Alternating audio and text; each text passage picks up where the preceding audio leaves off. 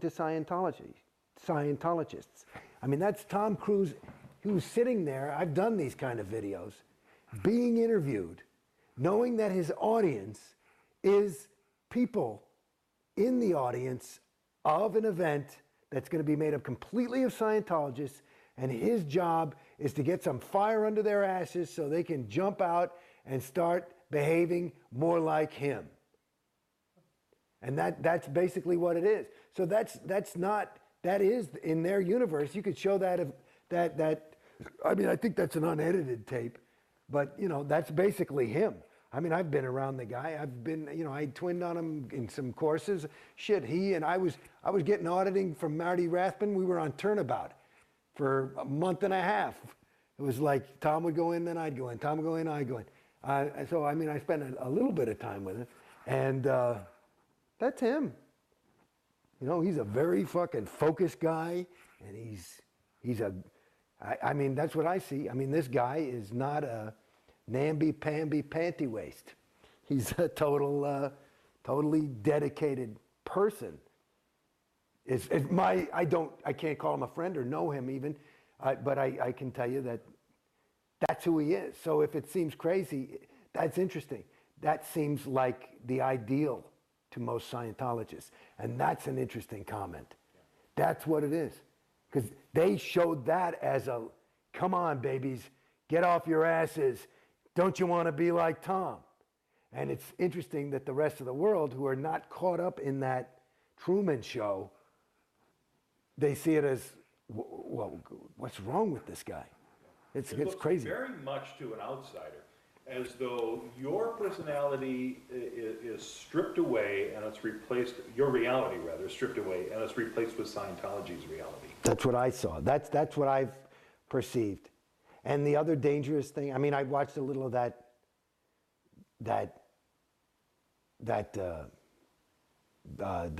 Tom Cruise interview, and I'd seen it before then. You know, I went to that event. You know, that was an IAS event from where he won the Freedom Medal.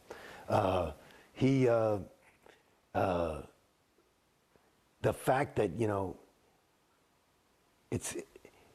there's some part in there where he says, you know, as a Scientologist, you just can't let that you can't pass that accident because you know you're the only person who can do something about it. And he does know that. You know? And to me, that's part of what I'm finding is destructive in terms of a religion that pulls people apart. You know, whereas it seems like, well, no, he's really helping people. So you could say that. But he's also putting himself above it. He's a homo novus. He's somewhat condescending. He knows he's going to heaven. Do you understand? You know, and I find that it's very worrisome. It really is. It's not. I don't think it bodes well for the planetary community when you have people sectifying into these groups that are the only way out. It starts to look crazy. Yeah. That's, I think, where war comes from. You mentioned having done some of those videos like Cruise. You've done a lot of Scientology. Oh shit, man! Let me tell you something. Like the main recruiting film for the Sea Organization, I spent well over a year doing that with Up at Gold with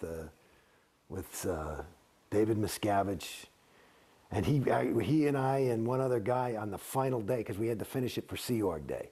So if you ever get recruited to join the Sea Org, that'll be me talking, unless they hear this. Maybe they'll take me off, but we live in a world gone mad, where pain and strife create war and human suffering. A world rife with drugs. Yeah, it starts like that. It's very serious. And it's all about the Sea Organization, how it was formed, and blah, blah, blah. So apparently it's working. That's what I've heard, they told me. But their stats never go down.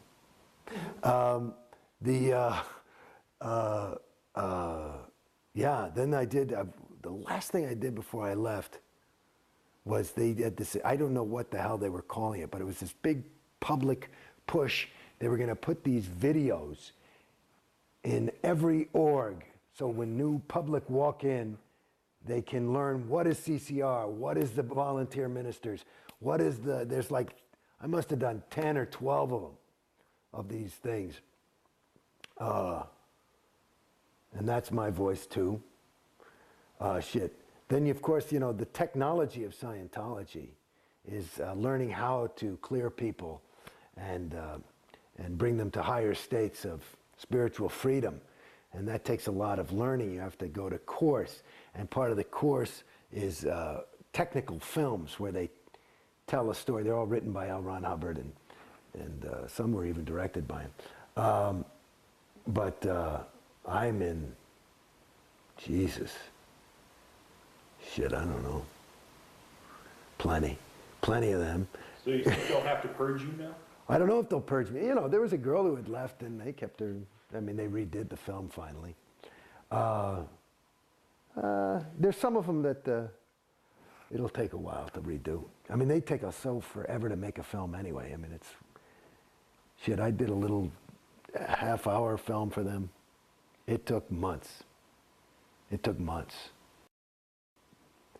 My experience personally and what I've observed for myself is that Scientology is destructive and a ripoff, and that it's very, very dangerous for your spiritual, psychological, mental, emotional health and evolution.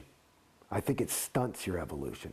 And joining the Sea Org is the greatest commitment to that. And it requires the greatest amount of commitment from that individual. You know, there's a different standard for a new public, for a Scientology public, an OT public, and then above that is a Sea Org member. And what's required and expected is far beyond. And so the degree to which you have to be completely devoted, and to me, from my perception, the more devoted you are, the more brainwashed you are. The less you are yourself, the more you are just a Scientologist. You know, when I was saying earlier, you know, you become Jason Beghe, the Scientologist. Right? Jason Beghe, the Sea Org member, would be further gone than Jason Beghe, the Scientologist.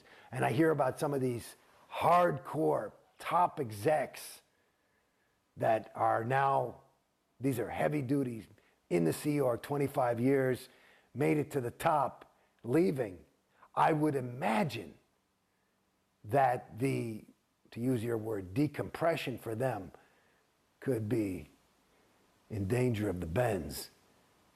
I mean, that's some heavy shit to get that far in. I mean, like, to me right now, I'm just getting an inkling of, like, you take an idea about, you know, one of the big concepts in Scientology is overts, which are sins that you've committed. These are naughty things you've done. These are your peccadillos. These are your big, awful secrets that you would never tell anybody. These are some mistakes you made. They can all add up to overts. I'm beginning to get a concept, and maybe part of the reason why I'm doing this is to try and make up the damage for some of the people I've influenced getting into Scientology, because I feel bad.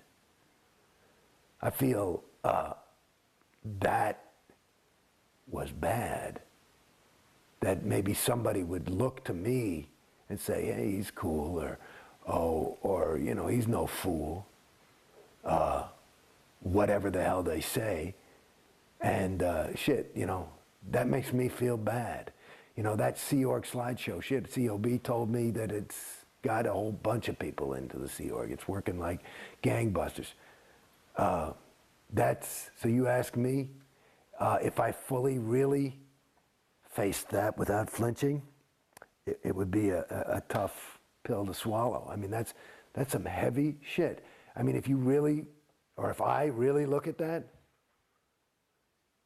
I mean, that's taking people's lives away.